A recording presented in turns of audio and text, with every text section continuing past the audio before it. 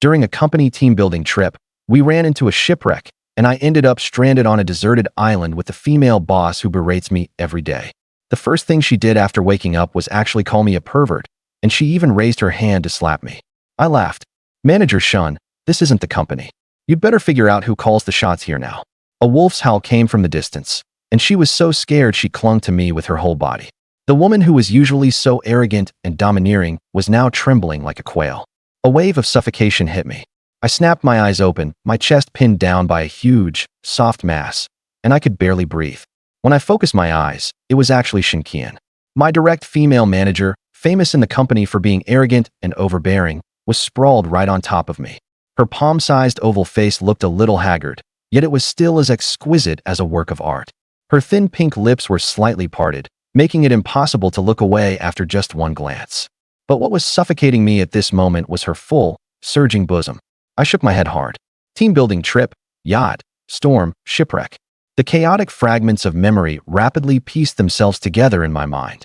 Cough, cough, cough. Shinkian, lying on top of me, suddenly started coughing violently, and her face visibly turned deathly pale. She had inhaled water. I had no time to think, so I rolled over and laid her flat, then clasped my hands together and pressed hard on her chest. Once, twice, 3 times. After pressing more than a dozen times in a row, she finally spat out a mouthful of murky seawater and slowly opened her eyes. The next second, I learned what it meant to turn hostile faster than flipping a page. Get lost. You shameless pervert. The moment she saw that my hand was still pressed against her chest, she immediately started cursing and raised her hand to slap me. I grabbed the wrist of the hand she swung at me. Manager Shun, get the situation straight. I stared at her coldly. Without me, you would have drowned just now. They say big breasts mean no brains. Today, I finally see it's true. I flung her hand aside and got up to look around. An unfamiliar shore, a boundless sea, and in the distance the faint outline of an island. Just then, I noticed something floating on the sea not far away, a lifeboat. My memory came flooding back in an instant. After the shipwreck happened, the yacht we were on launched several lifeboats, and each one was stocked with emergency supplies. My mouth was parched, and I was starving. Without hesitation, I charged straight into the sea and swam desperately toward the lifeboat. Where are you going? Lu, get back here. That's an order. Shinkian's hysterical shouting came from behind me, her voice still carrying that habitual commanding tone. I didn't even turn my head. Saving her had already been more than enough. It took me more than 10 minutes to drag the lifeboat ashore intact. The supplies were still there. 6 unopened bottles of purified water, 2 full bags of compressed biscuits, a bag of damp bread, and a sleeping bag with excellent insulation. There was also a magnesium fire starter. I almost laughed out loud. This thing is only worth a few yuan on Pinduoduo, but here, it's a priceless treasure. Without it, was I really supposed to rely on rubbing sticks together to make fire? What a joke. Lu, have you really lost your mind? Shinkian sat on the beach not far away, putting on her superior airs again. I can't walk anymore. Come carry me over there on your back. I glanced back at her, and my look was probably about the same as if I were looking at an idiot. She still didn't seem to understand. This wasn't the company, and I wasn't some subordinate she could order around at will. When the sea breeze blew, I noticed her seawater-soaked clothes clinging tightly to her body. For today's team-building event, she was wearing a cropped little shirt that exposed a sliver of her slim waist, with white tight hot pants on the bottom. Now that the fabric was drenched, it was almost semi-transparent, outlining the curves of her slender waist and full hips in full view. You, what are you looking at? Where are you looking? She warily covered her chest, but the tips of her ears were already red. When we get back, I'll fire you. She gritted her teeth and added that, as if trying to regain a bit of momentum. I laughed. I thought of all the ways this woman usually treated me at the company, deducting my pitiful monthly bonus at the slightest excuse of failing to meet performance standards, pointing at my nose and scolding me in front of everyone at department meetings. That mouth of hers was one step away from cursing all my relatives. Scene after scene surged into my mind, and my chest felt tight with frustration. I pulled out a bottle of water from the lifeboat, twisted off the cap, and gulped down several large mouthfuls, then tore open a bag of compressed biscuits and started chewing. Replenishing water and energy was the top priority. What are you eating? Give me the water and rations. When Shun Qian saw the food, her eyes practically went straight, and that commanding tone came back again. Manager Shun. I slowly wiped my mouth. This isn't your office, and whether we can even make it back alive is still up in the air. A kind warning, don't use that tone with me. The words sounded gentle and refined, but the threat in my voice was completely undisguised. Don't think you can scare me.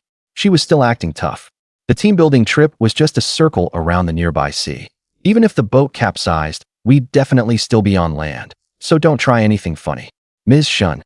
I couldn't help laughing again. Do you know how long the yacht was heading south before the accident? Do you know how long we drifted in the lifeboat before being washed ashore here? Take a good look around. What direction looks like the mainland? As I spoke, I walked toward her, a teasing curve rising at the corner of my mouth. And if you dare keep ordering me around like that, do you believe that? Her pupils suddenly widened, and she opened her mouth to shout. I clapped a hand over it. Shut up. She struggled desperately, kicking and hitting, and my arm inevitably pressed against her soft breasts. Shoo. With my other hand, I held down her shoulder and lowered my voice. Listen. In the distance, a deep wolf howl tore through the night sky. A woo. Her whole body instantly stiffened. Her eyes wide and round, her pupils full of terror. Wolves? Really wolves? Her voice was trembling now, and she no longer cared that I was pinning her down tightly. Do you still think this is the mainland now? I looked down at her, my brows tightly furrowed. Then what should we do? She completely panicked, her eyes reddening and her voice taking on a sobbing tone. If you want to stay alive, then do exactly as I say. I let out a cold snort. Otherwise, when it came to dealing with a woman like this, no tactic worked better than threats. She bit her lower lip, tears welling up in her eyes, and finally stopped talking back. Only then did I realize how improper our position was. I was pressing my whole body down on top of her, and in the struggle, 2 buttons at her shirt collar had come undone, exposing a large stretch of fair skin under the moonlight. Could you get up first? Her face was so red it looked ready to drip blood, and her voice was as soft as a mosquito's buzz. I lowered my head, and only then realized I was pressing against her chest. I gave 2 light coughs, rolled off, and stood up, then casually pointed at a big tree not far away. Move over there and stay out of the way. Why are you being so fierce? She was still acting tough with her words, but her body honestly started moving toward the tree. As she moved, she kept sneaking glances at me too, as if afraid I'd leave her behind and run off. I ignored her and began moving the supplies from the lifeboat under the big tree in batches. After fussing around for nearly half an hour, we finally finished moving everything before it got completely dark. 6 bottles of water, 2 bags of compressed biscuits, 1 bag of damp bread, 1 sleeping bag, a magnesium fire starter. With these, at least we wouldn't starve to death tonight. I picked out a bottle of water and a bag of compressed biscuits from the pile of supplies and tossed them in front of her. For you. Just this? She frowned, looking disgusted. Eat it or don't. She glared at me, her lips moving a few times, but in the end she still opened the compressed biscuits and started nibbling on them in small bites, washing them down with mineral water. Seeing her cheeks puffed out like a hamster's, I inexplicably found it a little amusing. After she finished eating, I ordered her to go pick up some dry firewood and dead branches. She muttered that all I knew was how to order her around, but still limped off. Starting a fire with the magnesium rod was more troublesome than I had imagined. I tried for more than 10 minutes, sparks flying countless times, and finally lit a small tuft of dry grass. The flames grew from weak to strong, and the orange-red light danced in the darkness, driving away quite a bit of the surrounding chill. Shinkian also brought back a small pile of dead branches, and squatted by the fire, her tense shoulders visibly relaxing. I took off my soaking wet outer pants and shirt, used branches to set up a simple drying rack by the fire, and hung the clothes on it to dry. The sea breeze at night was damp and cold. I climbed into the sleeping bag bare-chested, and warmth instantly wrapped around my whole body. This sleeping bag really was excellent quality, windproof, waterproof, and warm. It was practically a life-saving miracle worker. Shinkian was still squatting by the fire, rubbing her hands together for warmth while combing through her long black hair, tangled from being soaked in seawater. The firelight reflected on her face, flickering bright and dim. Achoo! She let out a loud sneeze, her whole body shuddering. She turned to look at me and saw that I was already lying comfortably in the sleeping bag, and immediately got anxious. Where am I supposed to sleep? I opened one eye, looked at her, and magnanimously patted the sleeping bag. How about together? She froze on the spot. She couldn't move forward, and she couldn't retreat either. How could an unmarried young woman crawl into the same sleeping bag as a grown man? Even if she told people, who would believe her? But the sea wind outside was so cold it seemed to seep into her bones. And if she really had to spend the whole night freezing outside, fine. In a tone like she was marching to her death, she squeezed out that one word through clenched teeth. But when she walked up to me, I reached out and stopped her. Take off the wet clothes. The hot pants and the top, take them both off. She froze in place as if someone had tapped her pressure point. I really didn't have any improper thoughts. I'd gone to all the trouble of drying myself off and warming up the sleeping bag. If she crawled in soaking wet, wouldn't all that effort be wasted? But her white hot pants were already basically transparent, with the lace underneath faintly visible. She stood there for a long while without moving. If you're not getting in, I'm sleeping by myself. I yawned, pulled over one corner of the sleeping bag, and turned my back to her. I had just closed my eyes when I heard rustling sounds from behind me. The buttons of her shirt were undone one by one, and the zipper was carefully pulled down. The soft sounds of fabric rubbing against skin especially clear in the quiet night. When I turned around, I happened to catch sight of her slipping the last top off her shoulders under the moonlight. Her soaking wet shirt and white hot pants were hung one by one on the drying rack, leaving only a tiny lace panty on her whole body.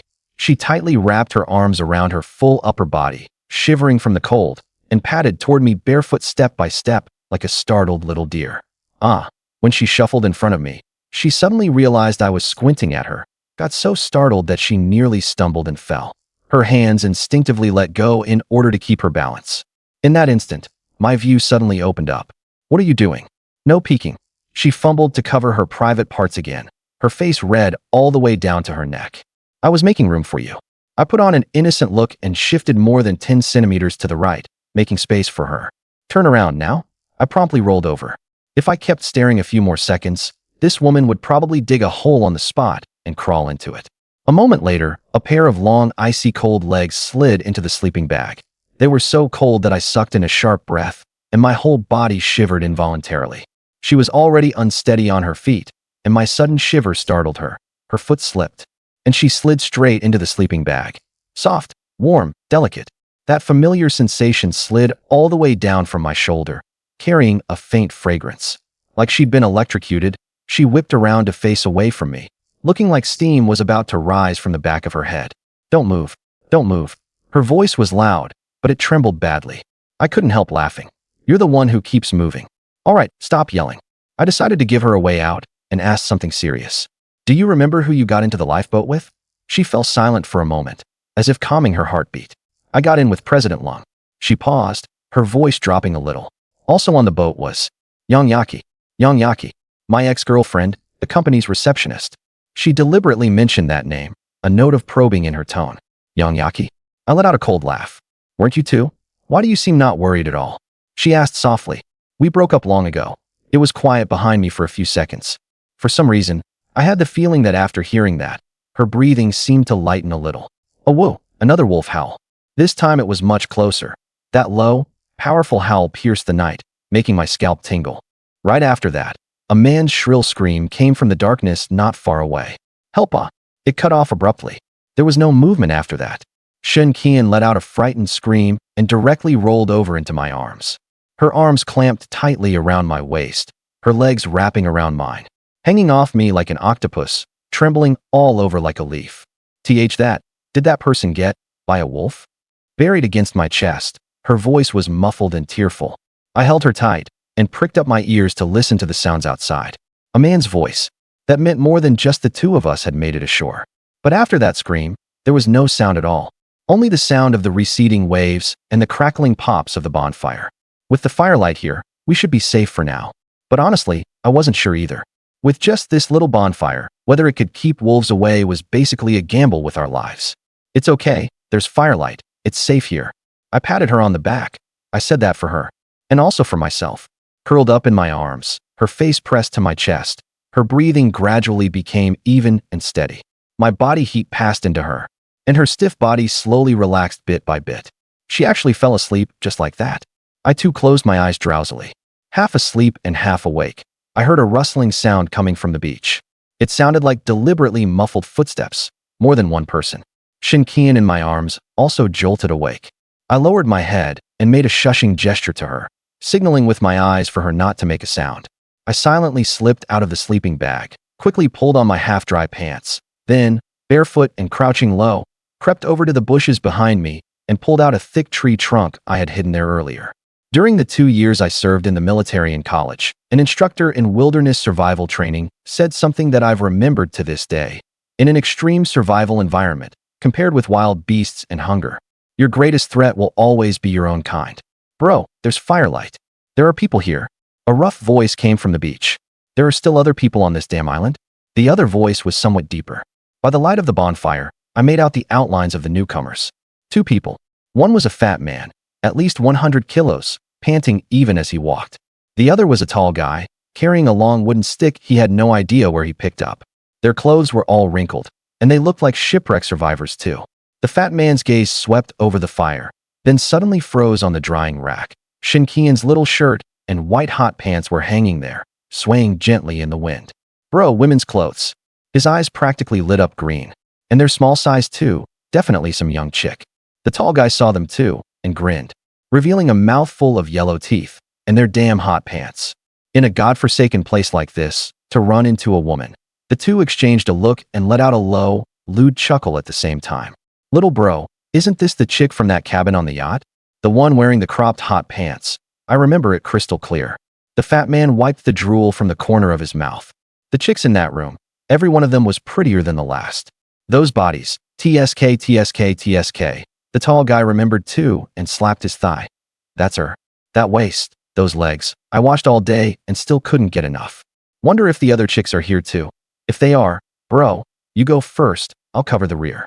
No, little bro, you first. I'll watch first and warm up. The two politely pushed the offer back and forth, but their steps never stopped as they felt their way toward the sleeping bag. Inside the sleeping bag, Shin Qian was already scared pale. She clutched the opening of the sleeping bag tightly, her knuckles white, her lips trembling, her panicked gaze turning toward me in the bushes.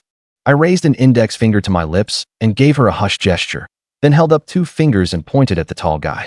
She froze for a moment, then instantly understood what I meant. That big brother isn't coming? She asked in a trembling voice, soft and sweet enough that even I almost felt my mind waver. The fat man was stunned. He hadn't expected this woman to strike up a conversation on her own, much less ask about the tall guy behind him, and he instantly grinned from ear to ear. Bro, did you hear that? She's calling you by name. Hurry up and toss that lousy stick over here. Let's do this together. The moment the tall guy heard that, he was practically beside himself. He hurriedly threw the wooden stick in his hand onto the ground, and in just a few strides charged toward the sleeping bag. Coming. Honestly, I've wanted to enjoy myself for a long time. Today I've finally got my chance. Both of them had entered my striking range. The tall guy had thrown away his weapon too. Now, I shot out of the bushes, and the tree trunk in my hands came crashing down with a sharp whoosh through the air. The first blow landed solidly on the back of the fat man's head. He didn't even have time to grunt before his 100-plus kilo body crashed straight to the ground, knocked unconscious. The tall guy's expression changed drastically, and he spun around to run back and grab that wooden stick.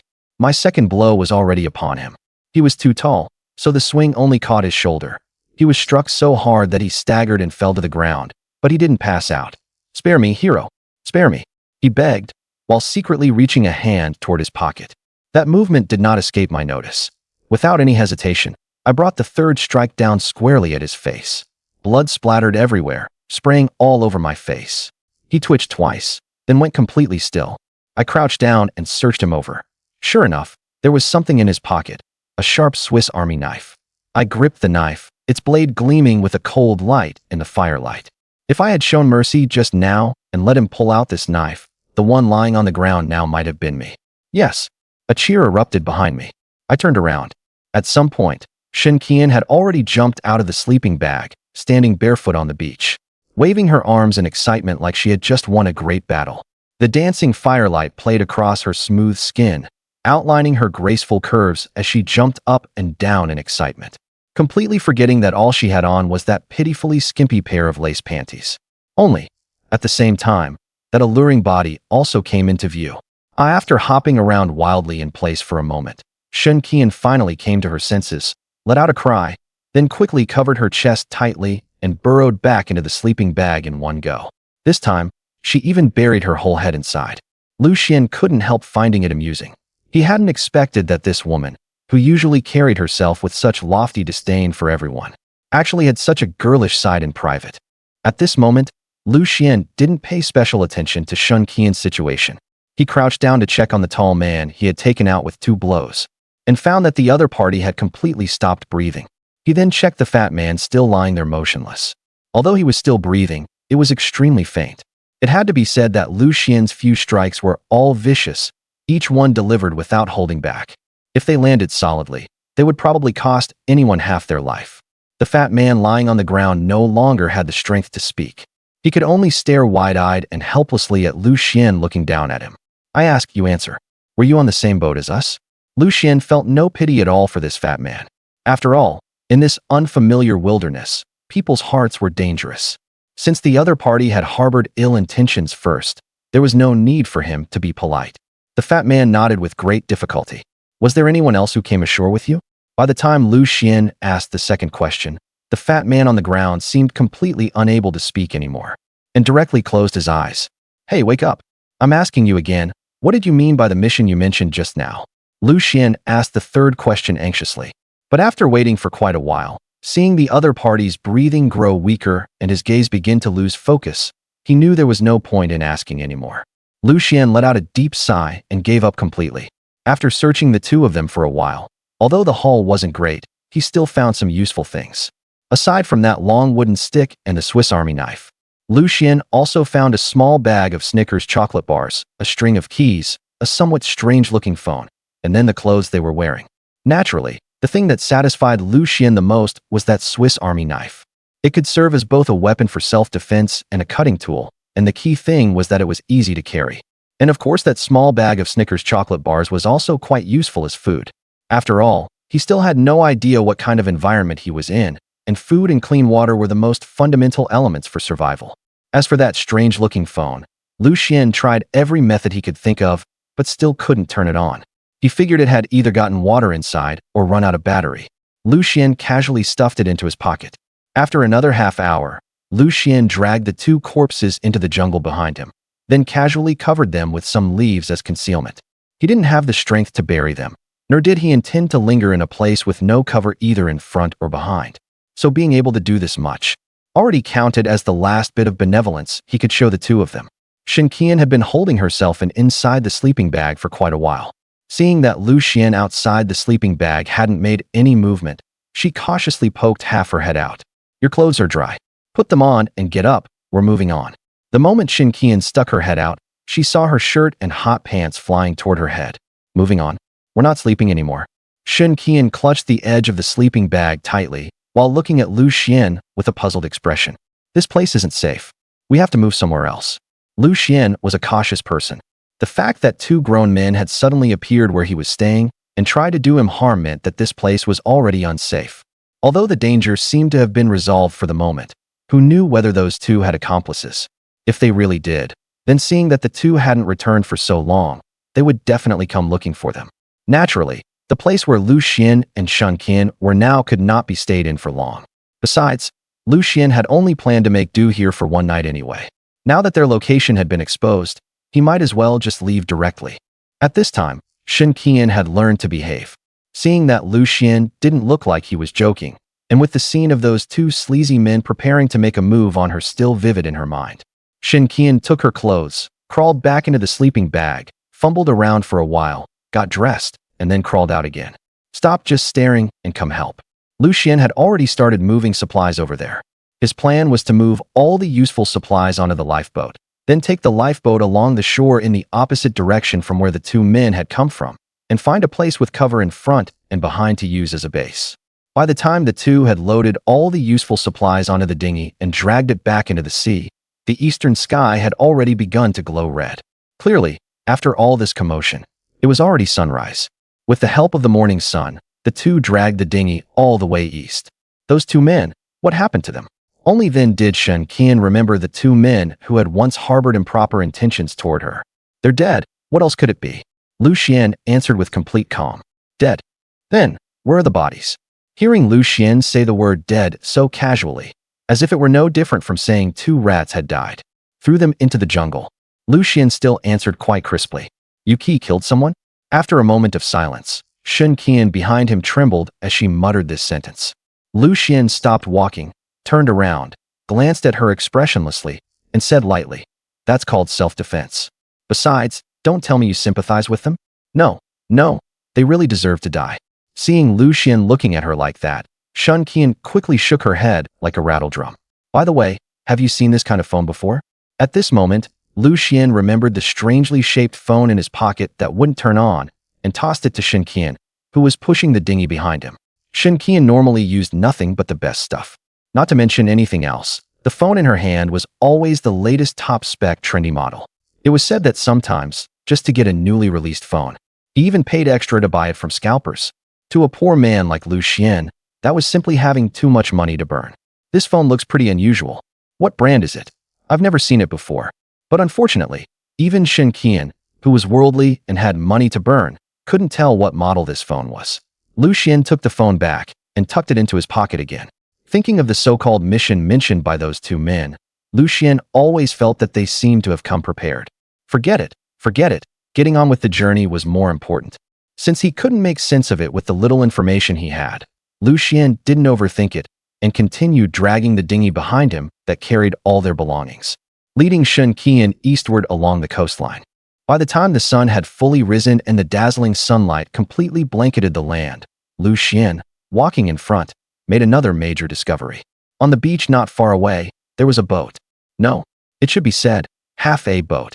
It was a boat. Clearly, Shin Qian behind him had also seen this half of a huge vessel. The two of them quickly picked up their pace, and when they reached the stranded half-boat, Lu Xian realized that it seemed far larger than he had estimated at first glance. The bow was already nowhere to be seen. The front half of the hull seemed to be completely buried in the sand by the shore, while the stern stood towering high. Lu Xian set down his lifeboat, walked around the half-boat, and carefully examined the already somewhat shattered hull. Lu Xian quickly confirmed that this boat was not the yacht he had been on. There was a string of blurred foreign letters on the side, so it was probably a small foreign yacht. Stay down here. I'll go inside and take a look. After arranging for Shun Qian to stay outside, Lu Xian climbed aboard the half-boat alone through the already somewhat damaged door. Because the hull was tilted so severely, Lu Xian had to almost crawl his way into the inner cabin. Inside, all kinds of tables and chairs were piled up haphazardly toward the front. The entire cabin gave off a sense of ruin, mixed with a faint stench of decay, enough to make anyone not want to stay there for even a second. Fortunately, Lu Xian soon found something. Near the front of the cabin, Lu Xian discovered a freezer and an open refrigerator among that towering pile of tables and chairs. The various bottled drinks and glass containers inside the freezer were basically all completely shattered. Lu Xian only found one intact bottle of beer in the very corner of the freezer. He checked the production date, 3 years ago. That meant this boat had probably run aground not long ago. For Lu Xian, this was good news. Lu Xian immediately became interested and started rummaging through everything again. Sure enough, hard work paid off. On the bottom shelf of the refrigerator, Lu Xian found 7 or 8 bottles of mineral water in plastic bottles. Apparently a foreign brand, with a shelf life of 18 months. Although they had expired by half a year, Lu Xian still treated them like treasure. For Lu Xian right now, as long as the water was unopened and uncontaminated, what did it matter if it was expired? At worst, he could just find a way to boil it before drinking. Lu Xian quickly tossed these precious water supplies to Shin Qian, who was waiting outside. Wow, there really is good stuff. Hurry up and keep looking. Clearly, seeing Lu Xian toss out 7 or 8 bottles of mineral water at once, Shin Qian was also very excited. It seemed that after yesterday's extraordinary night, this woman had basically come to terms with reality as well. Water and food were the foundation for surviving in this strange world. Keep watch around us. If anything happens, tell me immediately. Lu Xian, searching the cabin alone for supplies, specifically gave a reminder, then relied on his agile body to continue exploring deeper inside. In less than 15 minutes, Lu Xian made another major find. He found a sharp fire axe in the fire equipment cabinet. In an unlocked bedroom, he found 2 pieces of cold weather clothing that had not been soaked, as well as a quilt that had already been soaked by seawater. Although these things could not fill their stomachs, for Lu Xian at the moment, they were still extremely valuable. The fire axe could serve as a weapon for self-defense and also be used to chop firewood and bamboo. For wilderness survival, it could truly be called a godsend. As for the warm clothing and bedding, there was even less need to say anything. Although Lu Xian currently had a sleeping bag, without bedding underneath, sleeping on the damp and chilly ground still felt uncomfortable. Lu Xian kept the fire axe and, after some effort, transported the warm clothing and bedding to his lifeboat. Seeing these things, Shun Qian was even more excited than Lu Xian, since she had worn so little when going out. During the day, when the temperature was higher, it was manageable, but at night, this damned place was piercingly cold. If Lu Xian had not made a fire last night, and with the sleeping bag providing warmth as well, this girl probably would have turned into an ice beauty frozen stiff last night. Is there any more? Keep looking. Is there anything to eat or drink? A bag of chips would be even better. Hearing this, Lu Xian rolled his eyes at the woman. You think this is some self-service supermarket? Stand guard properly outside. Lu Xian snapped back irritably. Shen Qian knew she was in the wrong and, though angry, did not dare say much. She merely pouted her cherry lips a little, then obediently stood outside keeping watch. Lu Xian had wanted to check further toward the rear of the cabin, but the stern, tilted high up, blocked his path. What troubled Lu Xian even more was that the room located at the rear of the cabin was locked. Lu Xian used every bit of strength he had, and finally, with his agile body and decent skills, hacked open the door to that rear room with the fire axe. The moment the door opened, Lu Xian was nearly buried alive by the items rolling out from inside the room. Fortunately, he hid behind the side of a wooden table, and only then did he avoid this great avalanche. Pots, bowls, ladles, and pans, even knives and spatulas, all came rushing down along the slope. After everything finally settled, Lu Xian let out a long breath of relief. Hey, are you okay? Clearly, the sudden huge commotion coming from the cabin also gave Shen Qian, who was standing guard on the beach, quite a scare. Lu Xian had been so fierce with her that, with her temper, if this had been at the company, she would have fired him long ago. But now Shen Qian knew very well in her heart that Lu Xian was her lifeline. If anything happened to Lu Xian, then with her survival ability as a weak woman, she probably would not last a week. I'm fine. Lu Xian forced himself to stand up and waved at Shen Qian outside the cabin. Although he had indeed nearly been buried alive just now, seeing the things that had rolled out of the room, Lu Xian was now in an excellent mood. Pots, bowls, ladles, and pans, all kinds of knives and kitchenware. It was obvious that this room was the kitchen. What excited Lu Xian the most was that a few bags of meat products had also rolled out of the kitchen. Although several pieces had already been opened and had long since grown mold, making them inedible, there were still 2 bags of preserved meat that were perfectly intact. Preserved foods have a much longer shelf life than ordinary food. For Lu Xian and the 2 of them, who were now seriously short of food, this was a real treasure. After repeatedly confirming it was safe, Lu Xian began moving these useful supplies. As far as Lu Xian was concerned, if time had allowed, he would have loved to empty out everything in the cabin. After all, when surviving in the wild, what among these tables, chairs, and stools isn't useful? Unfortunately, at the moment, his time, energy, and strength were all limited, so he could only prioritize the most important supplies. After another half hour, Lu Xian finally managed to move all the supplies out.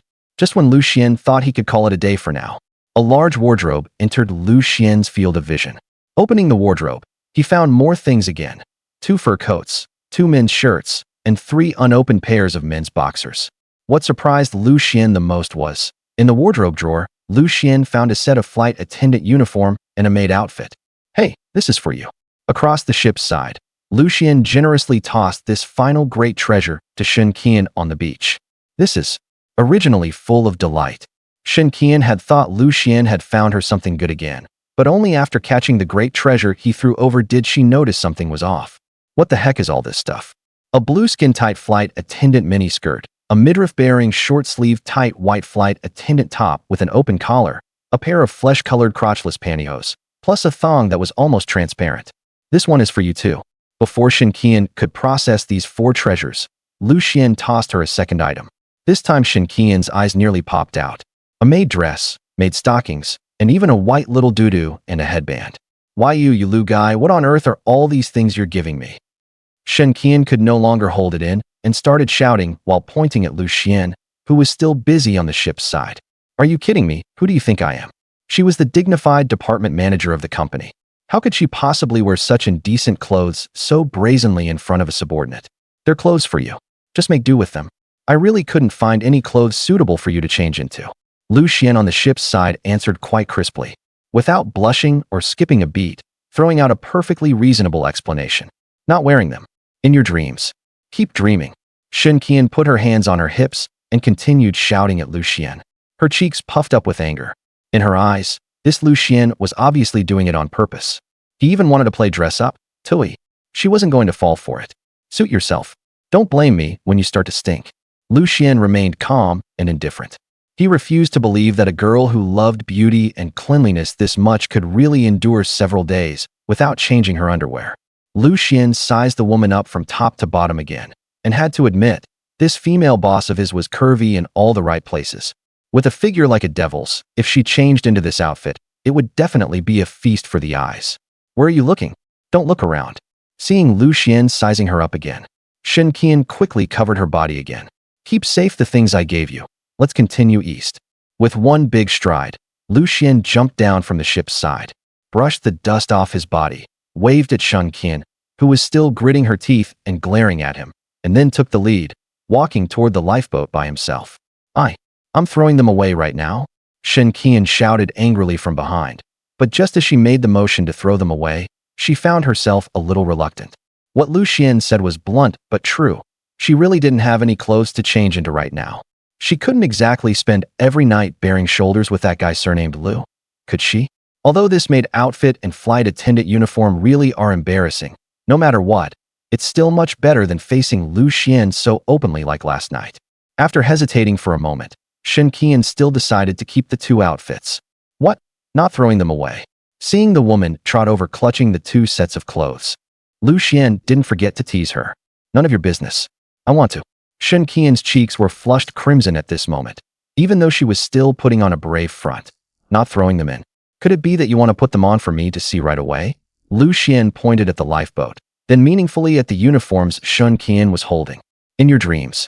Hearing Lu Xian say that, Shen Qian tossed the two uniforms into the lifeboat, as if she were throwing away trash.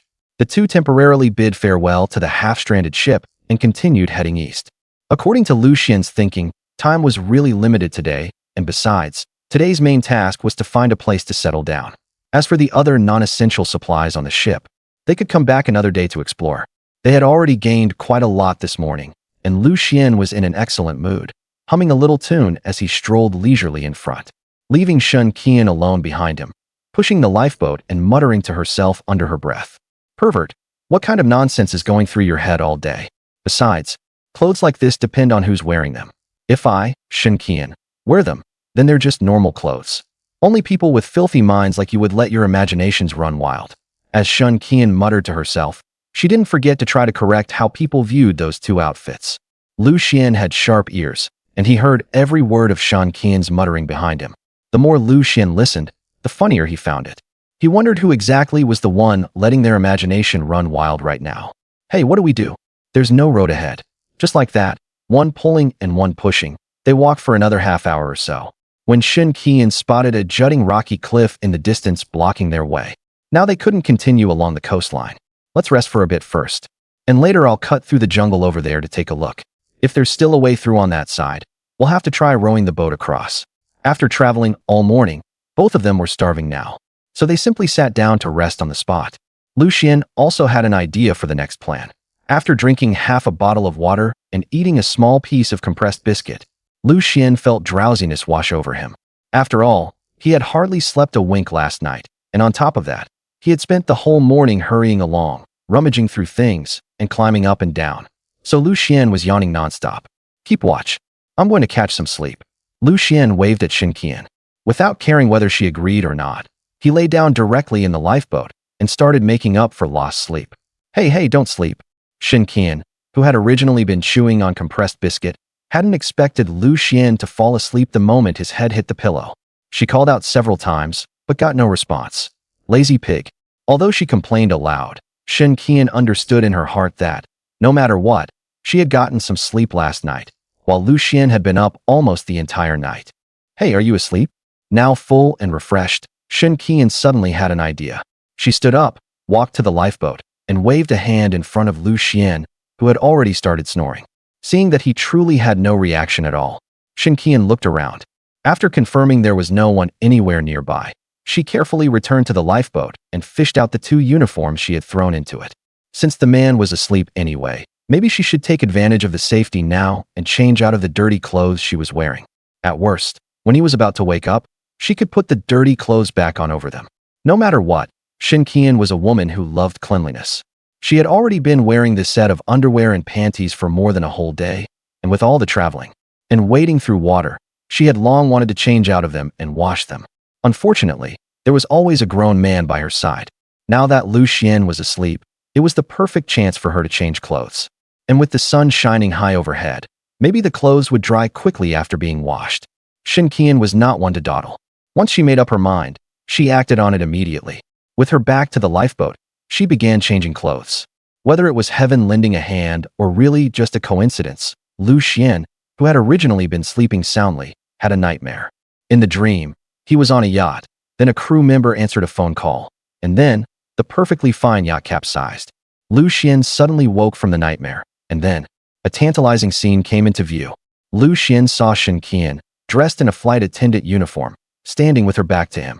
It seemed that because the uniform was a bit too tight, Shin Qian looked rather uncomfortable and kept tugging at the cropped, open-collar top on her upper body.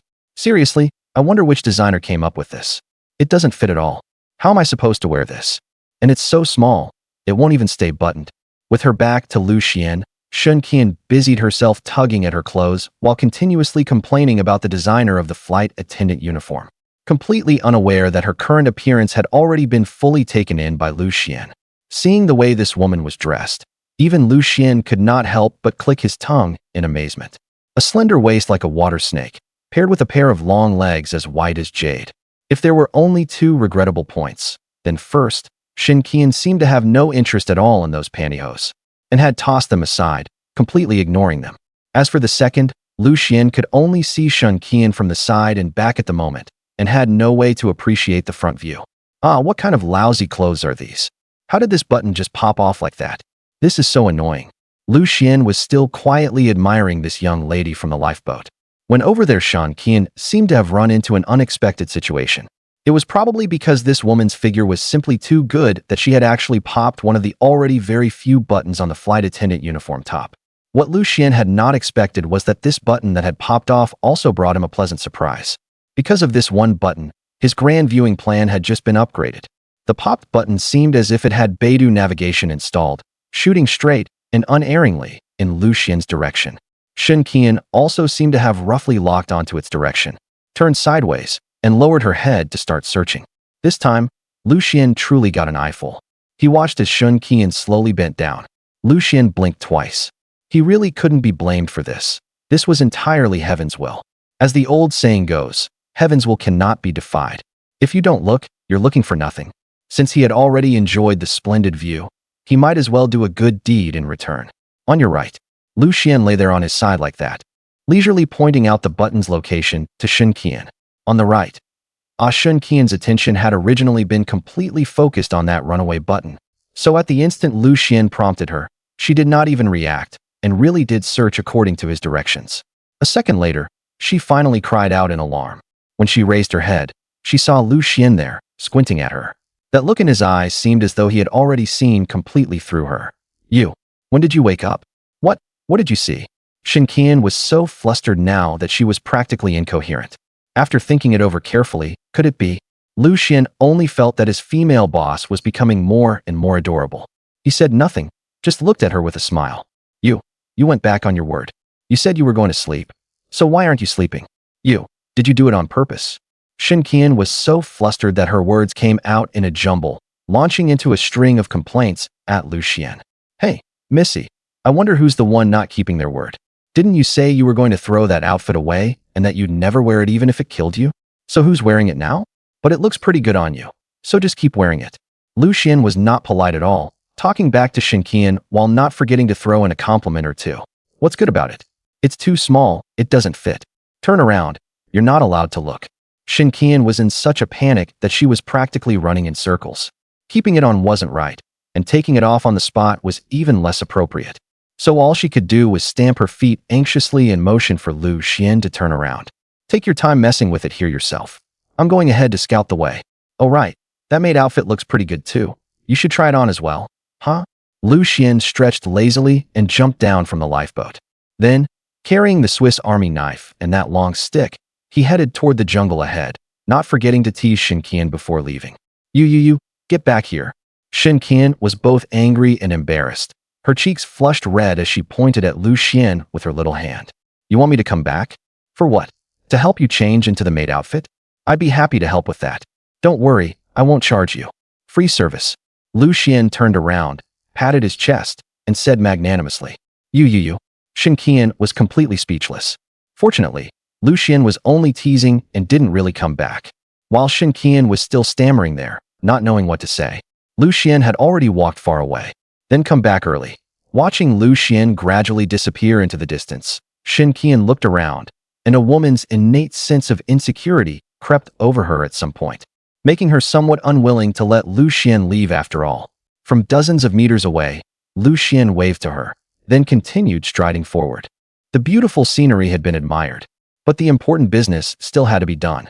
Lu Xian knew very well that if they couldn't find a safe place to settle, something like what happened last night might happen again. If he had fallen asleep first last night, the consequences would have been unimaginable.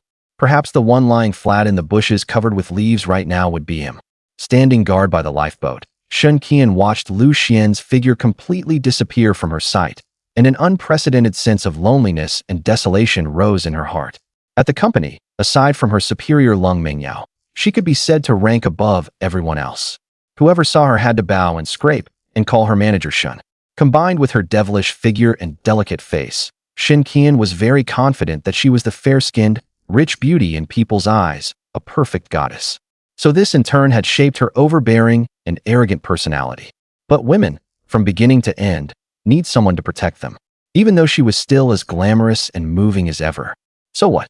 In this unfamiliar and dangerous environment, her beauty had become a double-edged sword. While it gave her confidence, it also invited men's covetous attention. Compared to the two villains last night who had made their intentions clear, the Lu Xian she now relied on was indeed far better. Although she had been taken advantage of a fair bit by Lu Xian, she had to admit that, at least up to now, Lu Xian had not done anything outrageous to her. Even with the close contact like last night, he had still given her enough respect. Most importantly, if Lu Xian hadn't been there, with her abilities, she probably wouldn't have lasted until now. All the water, food, and survival supplies had been provided by Lu Xian alone.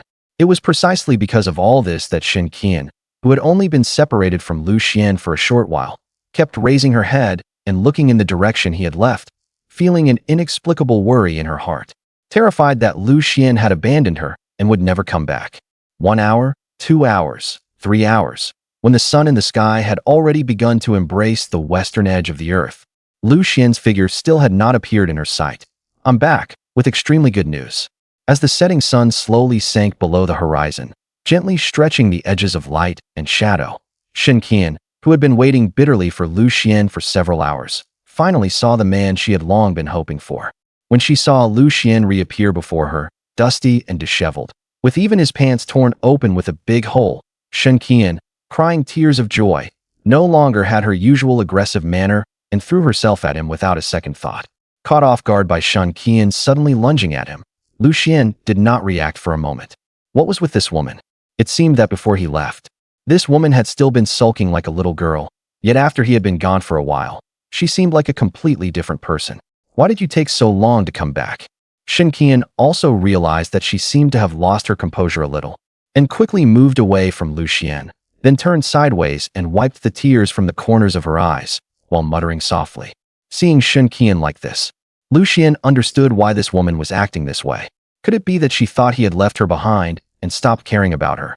Lu Xian could not help finding it a little funny. She really could think of such things. If he were really going to ditch her, he would at least have to take away all the resources he had worked so hard to gather. How could he possibly just walk off with only a long stick in his hand and a Swiss Army knife tucked in his pocket? What? Manager Shun, can't bear to part with me. Lu Xian did not forget to tease her. Stop overthinking it, nothing of the sort. Shen Qian naturally refused to admit it no matter what, although she clearly sounded lacking in confidence. Let me tell you some good news. Tonight we have a place to stay. Seeing that the sun was already beginning to set, Lu Xian did not waste any more words with Shen Qian and pointed in the direction he had returned from, his face glowing with excitement.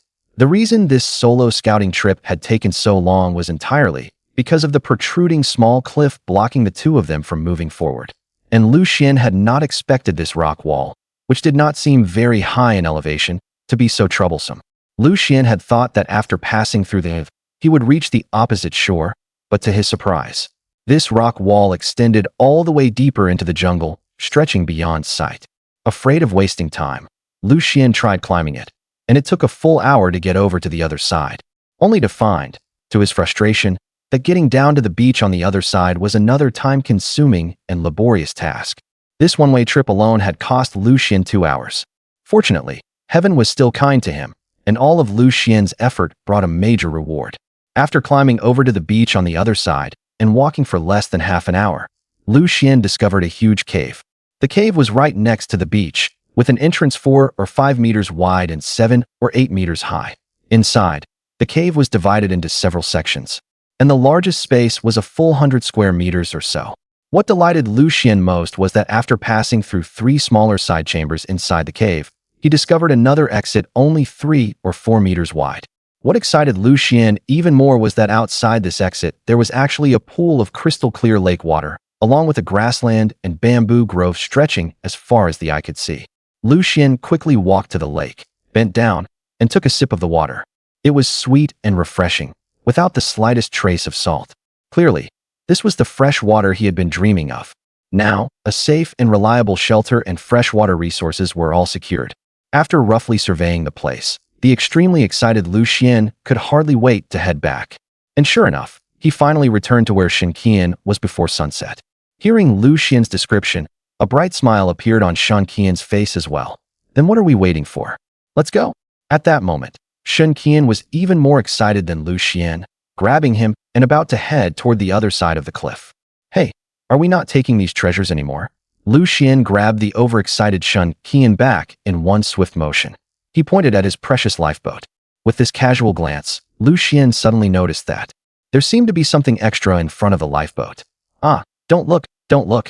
Seeing Lucien staring blankly at her masterpiece, Shenqian clutched her head and rushed toward the lifeboat. It turned out that the masterpiece was a pair of small panties with lace trim that Shenqian had changed out of. During the time Lucien was away, Shenqian's spare clothes had already dried, so at that moment, Shenqian had changed back into her little blouse and hot pants, except that for the underwear underneath, she was still wearing the pair from her flight attendant uniform. As for the previous pair, Shenqian had been too busy feeling down by herself to tidy it up earlier, so it was still hanging there conspicuously. Shenqian quickly put away her masterpiece, then waved at Lucien with a red face, signaling that he could come over now. Actually, there was no need to rush to put it away. It's not like I haven't seen it before. Lucien was already in a great mood, and he hadn't expected to get such an alluring sight right after returning, so he boldly continued teasing Shenqian. You're not allowed to talk nonsense. Seen what?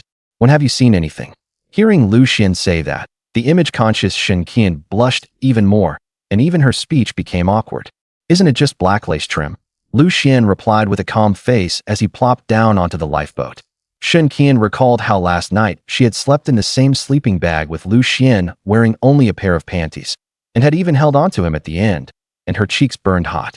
But that did seem to be the truth, making it hard to argue back, so she simply pretended to be deaf and dumb and acted as if she hadn't heard anything. Following Lucien's example, she also climbed onto the lifeboat. On the way back, Lucien had made some slight improvements to the long wooden pole in his hand, finding a few large, thick leaves, each as big as 3 palms. Then he found several sturdy vines and tied the leaves with the vines to the lower part of the long wooden pole. Just like that, a simple paddle was finished. Although it was much inferior to a proper paddle, at least it could make do.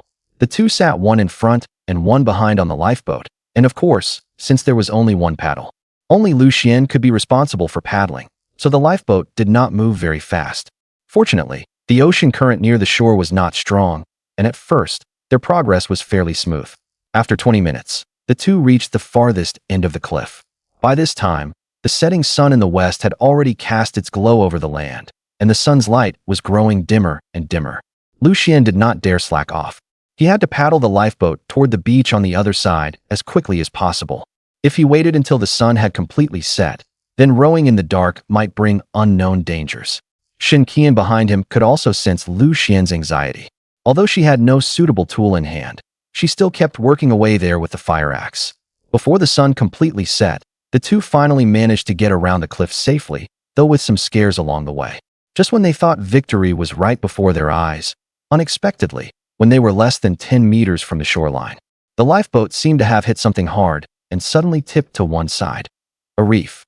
Unfortunately, by the time Lu Xian reacted, it was already too late. Due to inertia, the lifeboat had already capsized beyond saving. Lu Xian and Shun Qian, along with all the supplies on the boat, all slid toward the side the boat was tipping over on. Lu Xian bore the brunt and was the first to fall into the water. Shun Qian fell in right after him. And finally, Lu Xian's precious supplies, one after another, sank into the water. Our axe, our food, our water. Seeing the precious supplies they depended on for survival sink into the water one after another, Shun Qian couldn't even worry about her own safety anymore, and floundered desperately in the water, afraid the sea would claim those precious supplies. Actually, the seawater here wasn't deep to begin with, so even if the supplies temporarily sank into the water, Lu Xian was still capable of fishing them out one by one.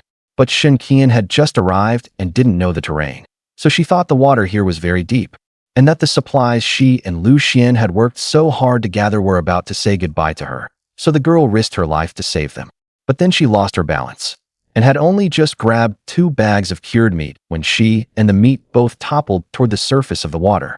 Her fall really did Lu Xian in, since he was the first to fall into the water, and before he could get up, Shun Qian pressed him firmly into the water. This Shun Qian even came at him like a hungry tiger pouncing on its prey, throwing her whole body directly onto Lu Xian. Hey, be careful, MMPH. Lu Xian had just wanted to warn her, but it was already too late. Shun Qian crashed straight into him head-on. Before Lu Xian could finish speaking, he found himself once again pinned underwater by a huge force. At the same time, his lips seemed to be blocked by something soft. As luck would have it, Shun Qian landed squarely on Lu Xian in an underwater lip lock. When Lu Xian widened his eyes and realized what was blocking his lips, Shun Qian also seemed to notice that something was wrong. Then the two of them stared at each other underwater for 3 seconds. Those 3 seconds felt incredibly long.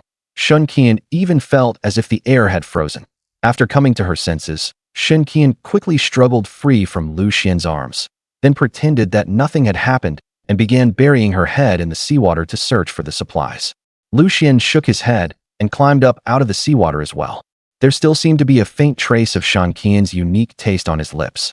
Lu Xian had never imagined that his first kiss would happen in the water, but Lu Xian had no time to savor it properly right now, as it was about to get completely dark.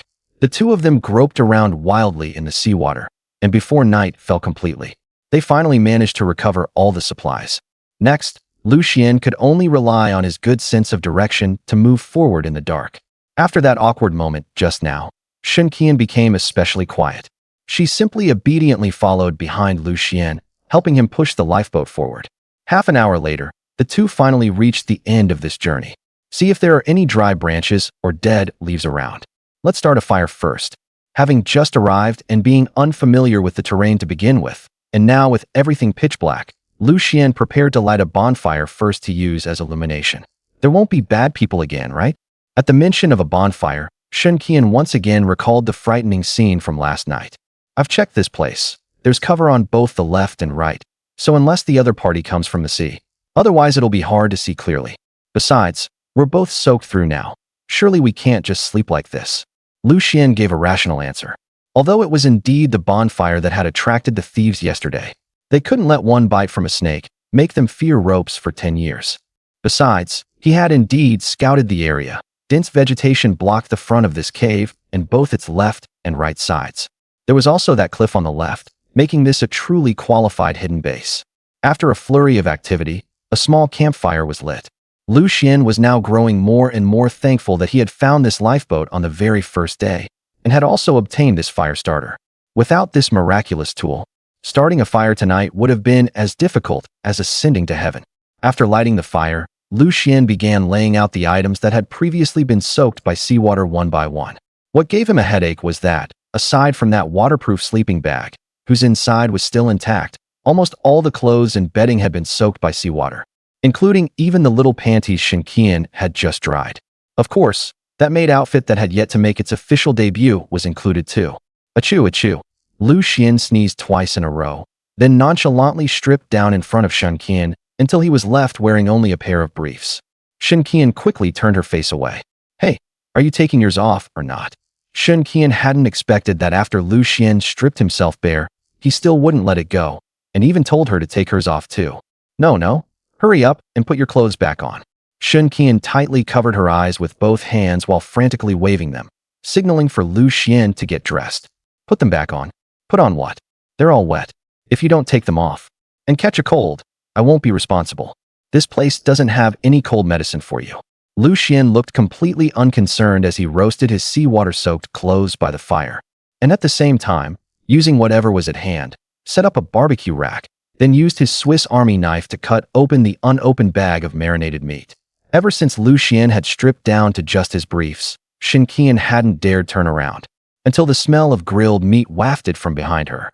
It would have been one thing if she hadn't smelled it, but once that aroma hit her, Shun Qian felt her stomach start to protest. I've put the meat here for you. I'm going to sleep. Full and satisfied, Lu Xian only felt drowsiness washing over him. As for sorting things out and figuring out how to remodel their shelter, that could wait until tomorrow. There was plenty of time ahead. What mattered most now was getting a good night's sleep and restoring his energy. Hearing Lu Xian's footsteps gradually fade into the distance, Shun Qian finally carefully turned around. Seeing that Lu Xian had indeed gone far away, she could no longer resist the aroma of the grilled meat and dashed over to the meat Lu Xian had left on the barbecue rack. At this moment, Shun Qian couldn't care less about maintaining her ladle-like image. Grabbing the grilled meat, she began to wolf it down. Although marinated meat wasn't all that great for grilling in terms of flavor, given their current situation, what more could she ask for? As long as it filled her stomach, all was well.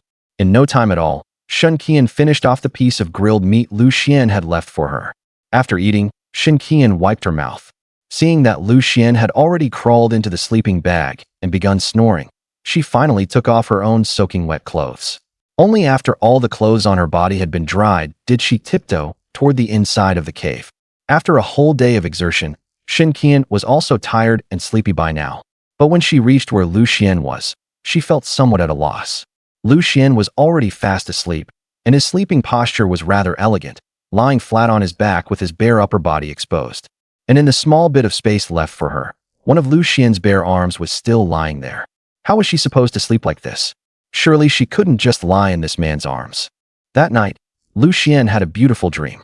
In the dream, a stunning beauty threw herself into his arms of her own accord, clamoring as she burrowed into his embrace and acting coquettishly.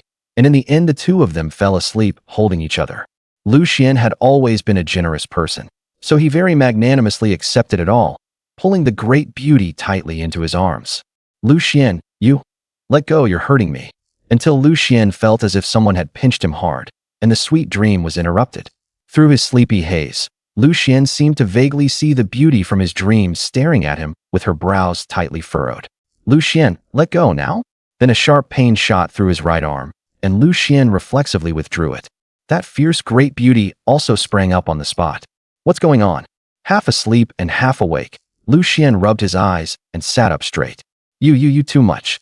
By the time Lu Xian was fully awake, he then saw Shun Qian glaring at him with a face full of anger. Last night, Shun Qian had originally planned to make do for the night outside the sleeping bag, but the longer she stayed outside, the colder it got. She had thought of covering herself with the bedding found in the stranded yacht, but it was still soaking wet, so it was worse than not covering herself at all. Compared with Lu Xian, who was sleeping soundly in the sleeping bag, so warm that he even stretched an arm out from time to cool off. It was simply worlds apart. By the second half of the night, Shun Qian really couldn't hold out any longer. Not only was her whole body trembling from the cold, but drowsiness was also constantly washing over her. Just then, Lu Xian turned over, making room for half a person. Shun Qian gritted her teeth and seized the chance to slip inside. Relying on her slender figure, Shun Qian managed to squeeze in quite smoothly. It had to be said, this sleeping bag really was good at keeping warm. And on top of that, Lu Xian had already warmed it up, so Shun Qian quickly fell asleep after getting into the sleeping bag. What she hadn't expected was that, as she slept, a large hand reached toward her. At first it only wrapped around her neck, but later, Lu Xian's hand grew more and more unrestrained, constantly exploring downward. And the arm holding her was also extremely strong. With Shun Qian's thin arms and legs, how could she resist Lu Xian? Just like that, she was held tightly in his embrace. Shun Qian cried out to heaven and earth in vain, and in the end, having no other choice, she pinched and bit him, which finally woke Lu Xian from his sleep. It's daylight already? Sleep well? Lu Xian yawned and, as if nothing had happened, even exchanged pleasantries with Shen Qian. No, very badly. Thinking of how Lu Xian had felt her up all over last night, Shen Qian became angrier and angrier, pursed her lips, and stormed outside in a huff. How baffling. Lu Xian rolled his eyes at Shen Qian's retreating back. They say women are fickle, different every day. He had thought that was just something people said, but now it seemed not false at all. She was perfectly fine yesterday. So how had she completely changed after one night's sleep, as if someone had bullied you in the middle of the night? Lu Xian shook his head in great disdain, then climbed out of the sleeping bag. By now it was fully daylight. Neither Lu Xian nor Shen Qian had a phone on them, much less a watch, so they had no idea what time it actually was. Lu Xian swept his gaze around the cave. Light streamed straight in through the entrance, illuminating 3/4 of the cave. Although the ground inside was somewhat uneven, overall it was fairly clean. Most importantly, perhaps because there were openings at both the front and back, the whole cave was very dry. When he came to the entrance, the campfire from last night had already gone out. The good news was, the things left out to dry were basically already dry, except for that bedding. After all, it was rather thick, so it still wasn't completely dry through. Shen Qian was fussing with the bedding there, and from the looks of it, she seemed to want to start another fire. Let it be. It'll probably dry by tonight. Even if it doesn't, it's fine. We still have the sleeping bag. The sleeping bag is pretty comfortable. I even had a sweet dream last night. Facing the sea, Lu Xian stretched lazily. Thinking back to last night's sweet dream, he still seemed to be savoring it. Shen Qian, however, clenched her pink fists and said through gritted teeth, emphasizing each word, "Sweet dream. May I ask, Benefactor Lu, what did you dream about?" Hee, it was nothing, haha. Anyway, it was a sweet dream. At the mention of that sweet dream, Lu Xian even looked a little embarrassed. Did you dream about a woman? Shen Qian dragged out her words, puffing her cheeks as she glared at Lu Xian. Yes. How did you know? But it was just a dream. Of course. For a dream like that, the more the better. A dozen would be best. Ha. Lu Xian was telling the truth. After all, who doesn't love a sweet dream? Hearing this, Shen Qian wished she could kick Lu Xian twice. This man was actually thinking about holding her while sleeping every day?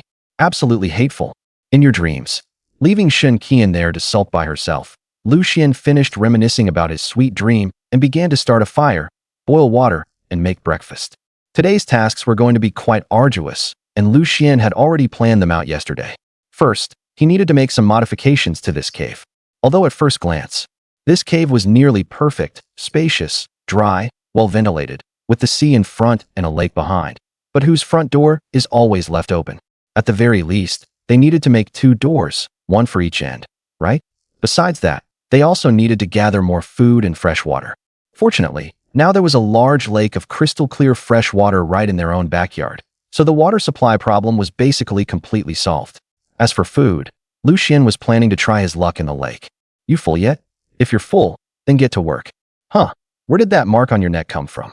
And why do you have dark circles under your eyes? Didn't sleep well last night? I told you to go to bed earlier yesterday, Sai. After eating and drinking his fill, Lu Xian stood up and looked over Shen Qian, who was silently chewing compressed biscuits by the campfire, and even asked another question out of concern. Hearing Lu Xian say this, the anger Shen Qian had only just managed to suppress began to shoot back up again. This man was too much. He'd clearly taken advantage and was still acting innocent about it. No, wait, she wasn't cheap at all. After being thrown off by Lu Xian like this, Shen Qian found that even her thoughts were becoming muddled. And so, in a daze, she followed Lu Xian out of the cave through the rear exit. Seeing the lush green lawn before her and that pool of crystal clear lake water, the unhappiness in Shen Qian's heart instantly vanished without a trace. After all, she had never imagined that beyond the cave there would be such a hidden paradise. This place could practically rival those famous domestic tourist attractions. Under the boundless blue sky, the vast land stretched out endlessly. Patches of emerald green grassland spread like enormous jade carpets all the way to the horizon. As the breeze passed through, waves of grass rolled and swayed, carrying bursts of fresh grass fragrance with a hint of sweetness, making one feel utterly refreshed.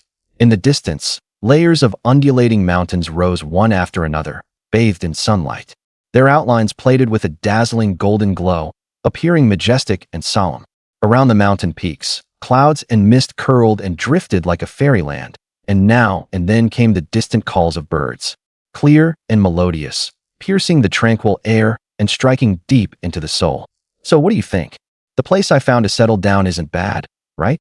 Lu Xian rubbed his hands together with great satisfaction, picked up his axe and long stick, and began circling the lake. After all, from now on he was someone with a lakeview home, so he had to properly inspect this private lake of his. Finally, I can wash my face properly. Completely different from Lu Xian's thoughts, the first thing Shen Qian thought of was actually washing her face. It can only be said that loving beauty is a woman's nature, no matter when or where. As for Lu Xian, he set the axe and long staff down on the shore, rolled up his pant legs, and started wading into the water. Not long after he got in, Lu Xian made a huge discovery. There really were fish in the lake, and they were freaking huge.